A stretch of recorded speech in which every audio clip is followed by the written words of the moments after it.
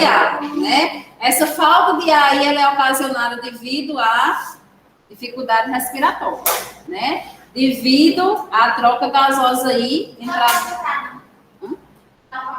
Tá, vamos aumentar. Deixa eu botar aqui no PowerPoint.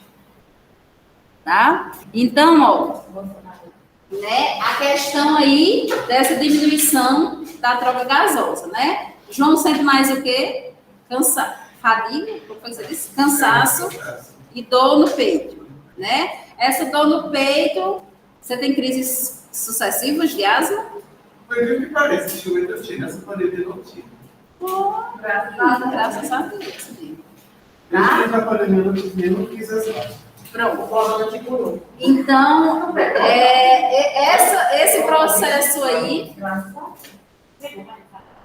Você pegou? Peguei não. Tá? Esse processo aí, essa dor, né, devido aí a esse esforço para respirar, né? Então, aí a musculatura forçada. É como certo? o chiado também, né? Exatamente. Eu faço mais cansado, depois que eu Tá? E o cansaço, pessoal, vem justamente desse descontrole aí da entrada de O2 e saída de CO2, principalmente, creio eu, quando ele está em crise, que essa fadiga, ela tende a aumentar, certo? Então, você veja que todo esse processo, né, que a gente vê no idoso, ele tende a acontecer nas pessoas mais jovens, mas que já têm doenças respiratórias aí, certo? E daí nós vamos para a nossa última de hoje, de manhã, asma, né? Para à noite a gente complementar aí e ver mais uns 300 conteúdos. Até da noite nós estamos aí. Marquei minhas orientações todas para depois das 10. Até às 10, você sabe assim. Tá? Exatamente. Então, a asma aí. Caracteriza-se por constrição espasmódicas dos brônquios e inflamação, tá? Então, veja, pessoal, que o brônquio, dentro da asma, ele apresenta complicação, tá? Durante as crises, os brônquios produzem grande quantidade de escarro espesso. Então, aquilo que João falou. Por que é que ele tem essa dificuldade respiratória? Porque os brônquios estão criando um espessamento de secreção. Quando ocorre o espessamento da secreção, a luz vai diminuir, tá? Então, aqui o espaço para entrada e saída respiratória vai estar reduzido, vai estar diminuído. Daí o cansaço de João, daí a dor no peito de João, porque vai se esforçar mais com relação a essa entrada, né, de ar, de O2 e saída de CO2. Nós temos a asma intrínseca, que ela é ocasionada, pessoal, nas pessoas mais idosas. Tem pessoas mais jovens, como o João, né, que adquirem a asma devido a processos genéticos, processos hereditários, processos de exposição a essas irradiações, a esses alérgenos, tá? Tu tem desde criança, João? Tá certo? Já a asma intrínseca, pessoal, ela é característica das pessoas idosas. Então, nós temos um idoso que nunca teve asma, né? Só que agora ele já é idoso e ele está desenvolvendo asma, é o que a gente chama de asma intrínseca, tá? Ela é ocasionada pela infecção viral ou bacteriana sucessivas que ele já teve. Então, vem aí processos gripais que ele já teve, pneumonias que ele já teve. Isso tudo vem se acumulando através desse processo de secreção, o que vai desencadear aí uma asma no idoso, certo? Tem também a questão emocional, tá? Dentro do próprio processo de envelhecimento, né, o idoso ele vai ter toda essa dificuldade respiratória. O processo emocional faz com que a imunidade dele diminua, que a gente sabe que quando nós estamos com o nosso emocional abalado, com os fatores estressores, a nossa imunidade tende a diminuir, tá? O que vai ser aí uma doença oportunista para esse idoso que já apresenta todo esse processo de dificuldade respiratória. Aí vem a questão das infecções, né? dos agentes bacterianos e virais que vão aí desenvolver essa asma intrínseca, certo? Nós temos aqui a asma, né? Veja que a asma... Também não está gravando.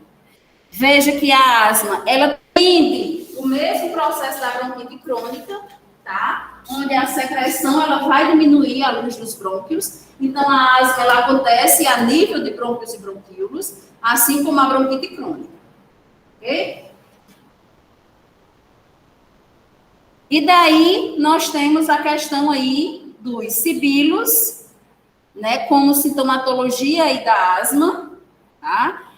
Tosse inicialmente não produtiva, a pele hipocorada, diaforese durante a crise, ansiedade e apreensão, chiado audível em estado asmático, tá? Então, o paciente, quando ele não está em crise, ele pode apresentar aí vida normal. Ele vai apresentar vida normal, porém, ele vai apresentar um cansaço respiratório, uma dificuldade respiratória diferente das pessoas que não têm asma, tá? Nas crises, ele vai sentir essas sintomatologias aí. A questão dos sibilos, a ansiedade e a apreensão, ela vai ser desenvolvida, né? Ela vai se destacar aí devido realmente ao medo de não respirar. Você tem, João, esse medo, tá? Principalmente se essas crises, elas são em tempos menores, certo? Então, realmente o paciente, ele vai precisar da entrada aí de outro profissional, que é a inserção aí do psicólogo, certo? Para trabalhar o paciente nessa questão do controle respiratório, tá? Através de quê? Da própria consciência, tá? Tanto na asma quanto na apneia do sono, a gente tem a entrada aí do psicólogo para ajudar aí dentro da equipe do profissional, né? Meu filho, ele tem a apneia do sono, que já é ocasionada por outra patologia, né? Outro problema fisiológico, que ele tem a laringe bem estreita, né? E daí, que é o que o médico diagnostica como laringite estribulosa, tá? E daí ele apresenta várias crises de apneia do sono, né? Já apresentou, certo? E daí a gente teve que colocar no psicólogo, porque às vezes quando ele chegava cansado, se por exemplo ele estivesse correndo, e daí ele se cansa por isso, né, por estar correndo, mas aí o psicológico dele já achava que ele ia ter, né, uma apneia, certo? Então ele teve que realmente fazer o tratamento com o otorrino junto com o psicólogo para ver se amenizava mais aí a situação.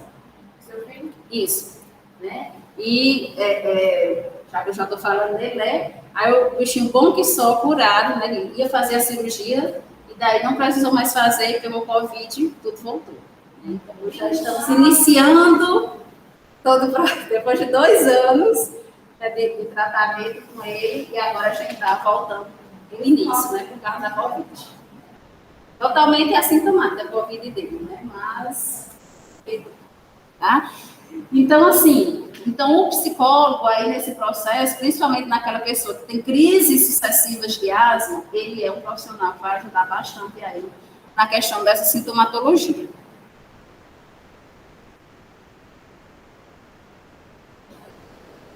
Aí, com relação, pessoal, a essas auscultas, né, que tem que ser vistas, tem que se fazer essa ausculta no paciente com asma, né? Nós temos os sons normais do pulmão, né? Que são os murmúrios vesiculares, que é o que a gente ausculta no pulmão sem nenhum comprometimento, tá? E nós temos os sons que são anormais, que são os estertores, tá? Nós temos os estertores crepusculares e os bolhosos. Os crepusculares são aqueles mais... como é que eu posso dizer? Finos, tá? E como se tivesse não seria a palavra roção que eu queria dizer, mas se tivesse atritando, tá? Essa seria a palavra. Atritando, certo? Um atrito que a gente faz, uma ausculta bem fina desse atrito. Os bolhosos, a gente já escuta os sons realmente de bolhas, que aí é bem característico nos pacientes que têm complicação brônquica, tá? E seria, esses bolhosos, a presença de secreções, de muita secreção, ok? Aí nós temos os sibilos, que são bem mais audíveis, bem mais fortes, os roncos, que são mais grossos, né? É como aquela pessoa que ronca mesmo, né? A gente ausculta nos pulmões o ronco de uma pessoa quando está dormindo, né? E o estritor, que é bem mais assim, tipo pancada mesmo, né? Então, esses sons a gente pode estar fazendo, né, a ausculta em pacientes que têm complicações pulmonares, tá? E aí, na asma, especificamente, nós temos os sibilos aí como os roncos mais audíveis, tá? Dentro do processo respiratório, ok? Como diagnóstico, nós temos o espirômetro, tá? O espirômetro, ele vai medir a capacidade pulmonar, certo? Em relação ao processo de inspiração, entrada de O2 aí, expiração, a saída de CO2. Aqui, a gente vai realmente ver a expiração mais prolongada, tá? E a diminuição do fluxo do ar pode proceder uma crise asmática em horas ou em dias, certo? Então, se o paciente, tu sabe quando tu vai ter uma crise, tu reconhece quando tu vai ter uma crise de asma, João? Tem pacientes que ocorre essa diminuição, ocorre esse cansaço mais proeminente, tá? Do que o cansaço que ele tem, que ele apresenta já todos os dias, e daí esse paciente já tem uma noção que vai ter uma crise asmática, certo?